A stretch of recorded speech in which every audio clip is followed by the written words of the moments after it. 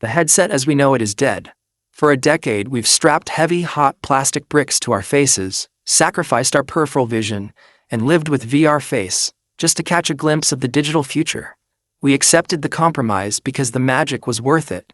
But as we stand here in 2026, the compromise is over. Mark Zuckerberg hasn't just been building a new console. He's been fighting an existential war against Apple, Google, and the very laws of physics. And the result of that war is finally here. This is the Meta Quest 4. This isn't just the successor to the Quest 3. It is the moment mixed reality graduates from a gaming novelty to a primary computing platform. If you thought the Apple Vision Pro was the endgame, you haven't seen what happens when Meta stops playing nice and starts playing for blood. Let's talk about the radical departure in design. For years, the all-in-one philosophy meant the battery, the processor, and the cooling fans had to be crushed against your forehead. It was a weight distribution nightmare. But the Meta Quest 4, internally known by code names like Pismo High, is rumored to be the first mainstream headset to adopt a split compute architecture. According to the latest leaks from Reality Labs, Meta is moving the heavy lifting to an external compute puck. This puck, roughly the size of a smartphone, sits in your pocket or clips to your belt. By offloading the battery and the main Snapdragon processor, the headset itself has been slimmed down to an unbelievable 110 to 150 grams. We are moving away from goggles and towards spatial glasses. This is the Puffin Project's DNA finally making its way into the flagship line. For the first time, you can wear a headset for 6 hours and forget it's even there. Inside that external puck beats the heart of a monster.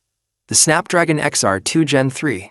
This is the first chip designed from the ground up to compete with Apple's M-series silicon in a spatial environment.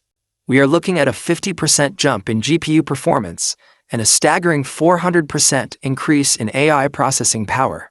Why does a VR headset need that much AI juice? Because the Quest 4 is shifting to an AI-first interface. We are moving away from clicking buttons and toward intent-based computing. With the new high-resolution eye-tracking sensors, which are finally becoming standard on the base Quest 4. The headset knows what you want to interact with before your hand even moves. It uses foveated rendering to pump maximum resolution exactly where you're looking, allowing for 4K per eye visual fidelity that rivals the highest-end PC VR setups, all running on a standalone device. But the visuals aren't just about resolution, they're about the OLED revolution. For years, Quest users have dealt with the grayish blacks of LCD screens. The Quest 4 is officially making the jump to micro OLED. We're talking about infinite contrast, vibrant HDR colors, and a brightness level that makes the pass-through feel indistinguishable from reality. Speaking of pass-through, Meta is reportedly using 80-megapixel sensors for its mixed reality cameras. The grainy video of the Quest 3 is gone. In its place is a 1:1 digital twin of your room, rendered at 60 frames per second with near-zero latency. This is the Vision Pro experience, but at a Meta price point. Now let's talk about the controllers, or the lack thereof. The Quest 4 is taking a massive gamble. The rumors suggest that the standard Quest 4 might not ship with traditional controllers. Instead, Meta is leaning into the SEMG neural wristband. This is technology Meta acquired and has been refined